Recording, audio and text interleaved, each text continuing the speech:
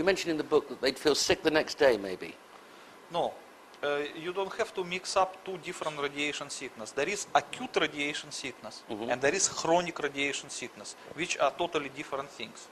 Could you And explain? Yes, okay. The people can be subjected to radiation in two different ways.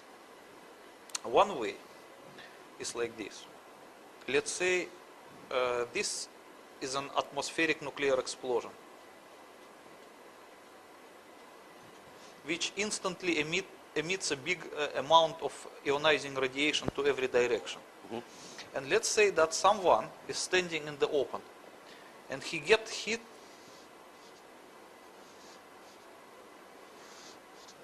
by the front of the ionizing radiation.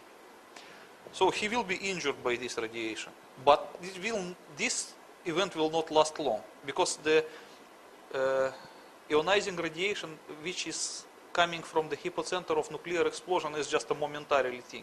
It doesn't last any second or 2 seconds, just very short time, once, that's it.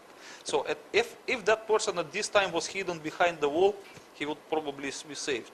But if he is in the open, he will get the dose. So the strength of the penetrating ionizing radiation in this sense is measured in a special units, which for short they call it R, but in, like, I don't know how you pronounce it, Röntgens. Renatogens, yes. Okay, sorry, I can't pronounce it in that way.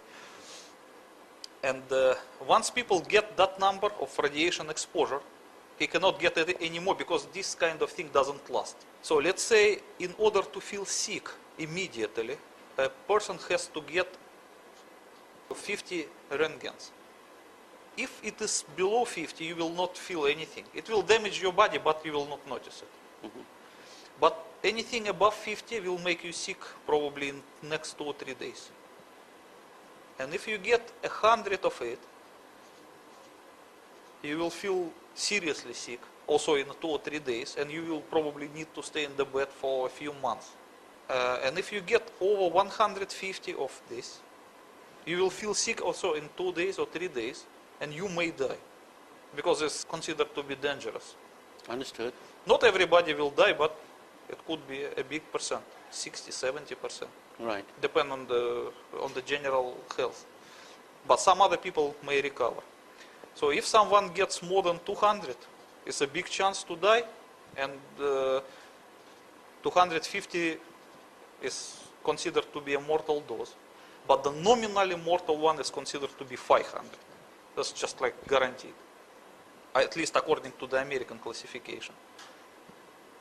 So let's say that someone is already got 50 Röntgens by being subjected to this explosion. Yes.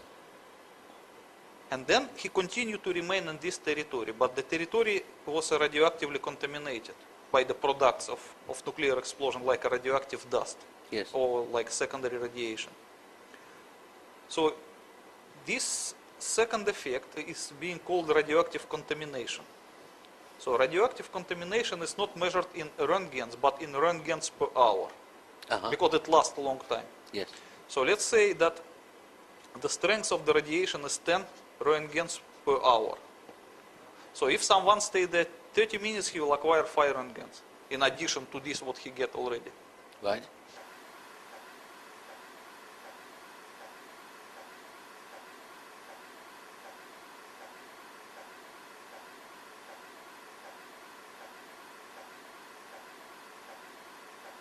And this can be accumulated.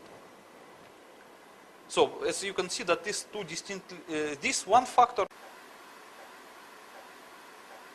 and this another factor that you can obtain the radiation dose.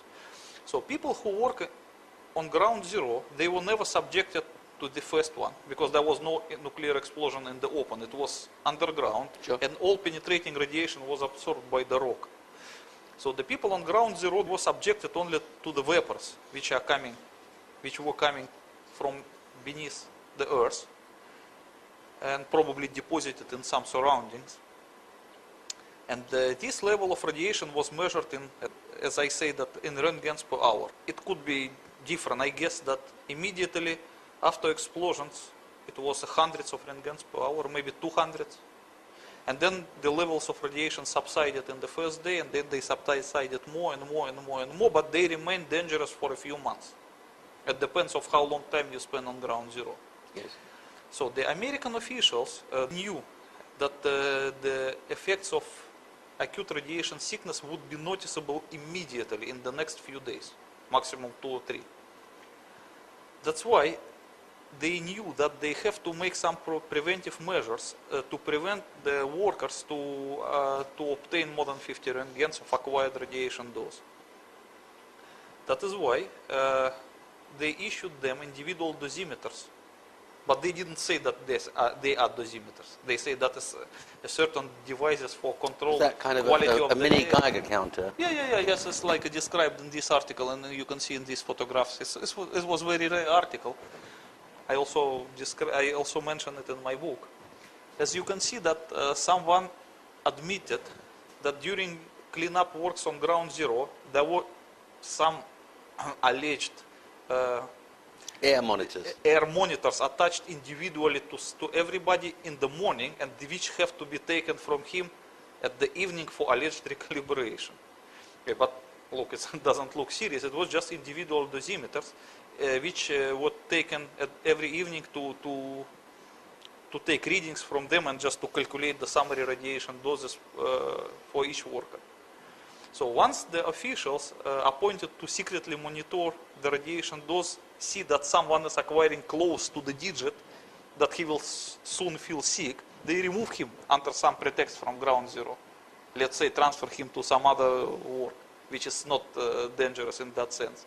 So they monitor it, and they never allow anyone to accumulate more than 50 Röntgens. That is for sure. That's why no one in ground zero suffered from acute radiation sickness. But the chronic radiation sickness, that is another thing.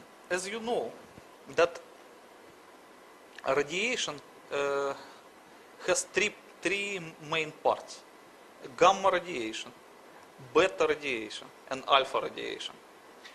So the gamma radiation is a penetrative radiation. Yes. It will penetrate everything, including hazmat suit. So the hazmat suit cannot protect you from gamma radiation. It's the same way it will penetrate it. Sure. So all dosimeters used to measure only gamma radiation as the most dangerous. So let's say that there is a radioactively contaminated area, and some person came there with the dosimeter and he measured the level of radiation, which is 10 Röntgen per hour. That is only for the gamma part, not for any other. So because when people go to work there using the means of individual protection, they have to count that the means of individual protection will not help against gamma radiation. So they still have to observe the safe dose. Yes. Okay. But it's not the same thing when it comes to alpha and beta radiation. Alpha and beta radiation, they are more dangerous than gamma, but they cannot penetrate the suit. And sometimes they cannot even penetrate your skin, because the human body is covered by the thin layer of the dead skin, which can stop the most dangerous alpha radiation. But when people work unprotected on ground zero, they will not be injured by gamma radiation, because they observe secretly the dosage of the gamma radiation. But the people will still inhale or ingest the radioactive vapor, which contains alpha and beta radiation, which will continue to irradiate them from inside the body. And this causes chronic radiation sickness. The effects will not be immediately noticeable, because it's a slow process. But slowly but surely, after 1 or 2 years, their body will be damaged beyond repair by the inner radiation. And this happened because they were not issued hazmat suits. But the FBI agents, they know this.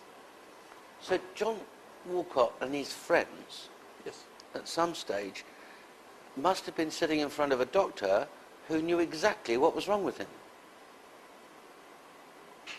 How they know? Because they were not informed that it was a But radiation. the doctors, they know if they're treating you for a broken arm or radiation sickness, surely.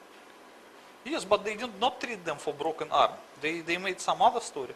They say, for example, let's say that someone gets blood cancer, and it apparently caused by the damage caused by radiation to bone marrow.